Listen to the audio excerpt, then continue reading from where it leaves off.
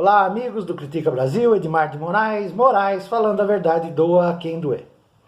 Nós temos visto hoje nas redes sociais, no YouTube, no Facebook, que as Forças Armadas brasileiras ainda consideram Lula e o PT o grande inimigo.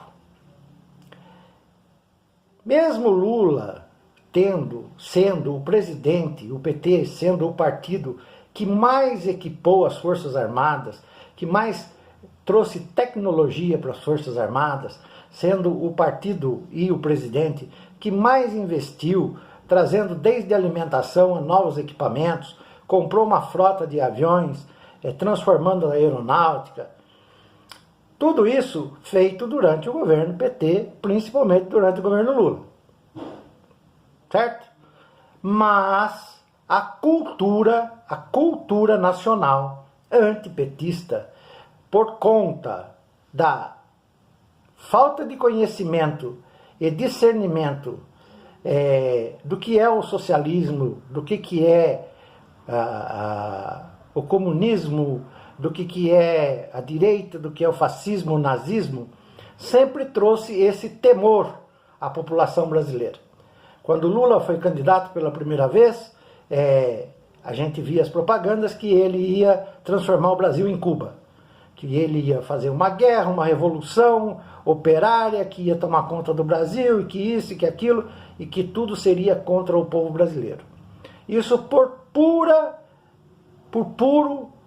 desconhecimento de causa. Essas coisas foram pregadas sim pela televisão, pela mídia convencional, pela Rede Globo e outros canais, pelos jornais, pelos grandes jornais, Folha de São Paulo, o Globo, o Estadão, todos pregavam essa história que existiria uma transformação política no Brasil de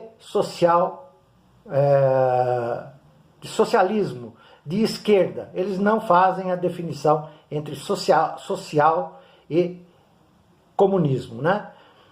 E Lula, eleito presidente do Brasil, eleito deputado federal, participou da Constituinte, teve ressalvas para assinar a Constituinte, ele queria mais benefícios populares que não conseguiu obter durante a elaboração da Constituição Federal.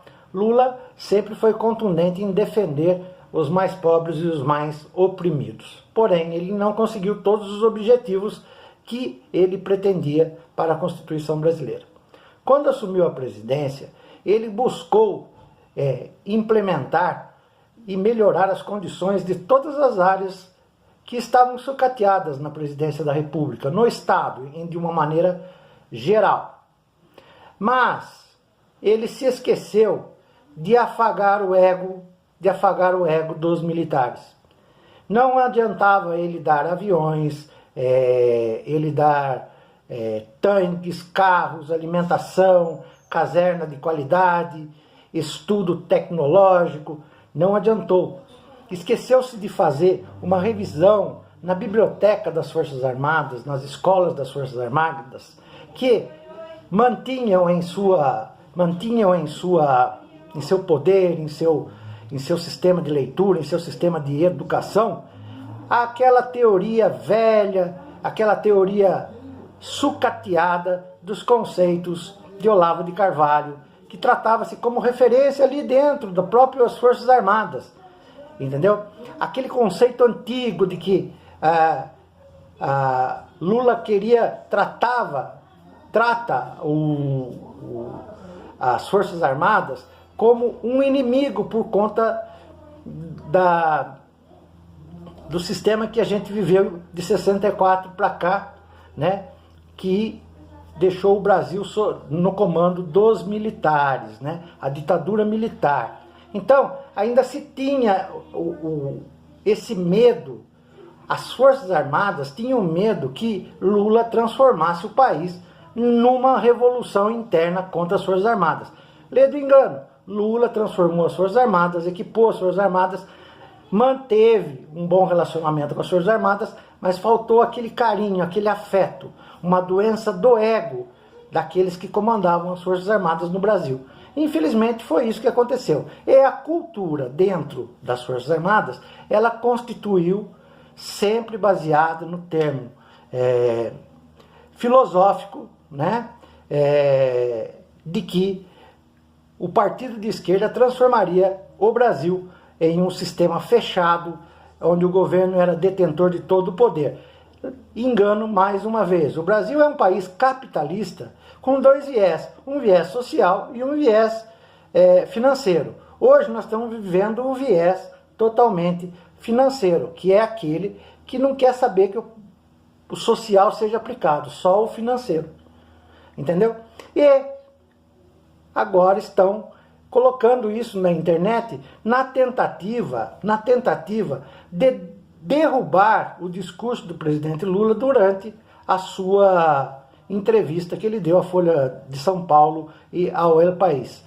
Esta é uma forma que a imprensa convencional, principalmente a Rede Globo, que comandava em 64, era Roberto Marinho quem determinava quem seria os ministros dos presidentes militares.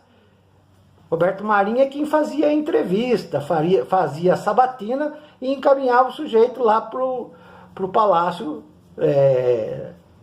do governo federal, né, em Brasília. Quando o sujeito chegava lá, já estava acertada a nomeação, porque Roberto Marinho é quem determinava quem seria ministro de quê.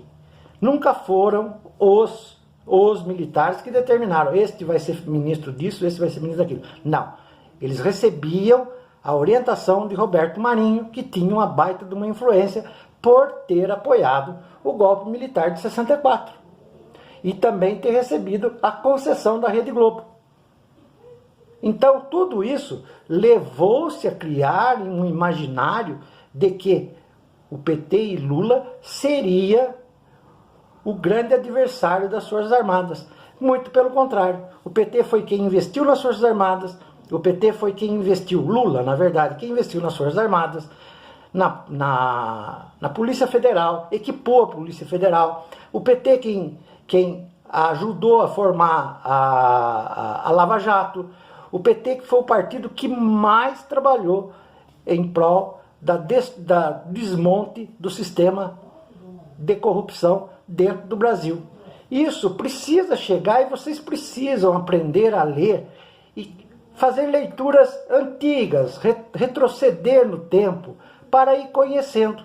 Se você pegar uma campanha de Lula de 1985, por exemplo, que ele na Constituinte, 86, 85, os muros eram pichados, PT jamais, PT é a revolução, PT é a destruição. Quando Lula foi candidato pela primeira vez à presidência da República e perdeu, PT jamais, Lula jamais, fora Lula e tudo mais.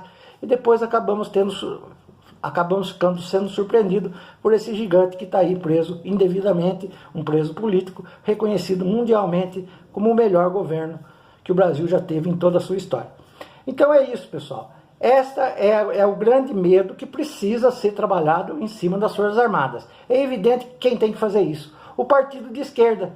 Os partidos progressistas têm que chamar as Forças Armadas e trazer para uma conversa franca, aberta e explicar. O que vocês estão falando é bobagem. A única coisa que Lula não fez foi pôr vocês no colo, o resto ele deu de tudo. E tirar aqueles livros pseudos filosóficos, né, com frases copiadas de outras ideias mais antigas ainda, mais antiga ainda, e colocar na prateleira coisas atualizadas, que o socialismo e o capitalismo andam de mãos dadas. Só que a mão que sobra, o capitalismo segura na mão do capitalista, o socialismo segura na mão do povo. É essa a grande diferença. É isso que precisamos perceber e orientar os partidos progressistas desse país. Senão nós vamos para o buraco junto com Jair Bolsonaro e não terá volta. Vai se demorar 50 anos para o Brasil reassumir o seu papel de direito na sociedade mundial. Tá certo, pessoal? Essa é a minha mensagem. Um grande abraço e até uma próxima oportunidade. Edmar de Moraes falando a verdade, doa a quem doer. Tchau, pessoal.